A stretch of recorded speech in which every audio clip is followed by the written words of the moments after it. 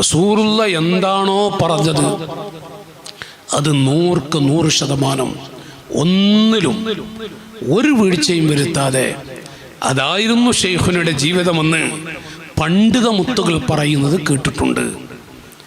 എന്താണ് അഷ്റഫുൽ ഖൽഖ് തങ്ങൾ പഠിപ്പിച്ചത്? നമ്മളൊക്കെ വളരെ ചെറുപ്രായത്തിൽ നമുക്ക് എന്തെല്ലാം പരിധികളുണ്ട്.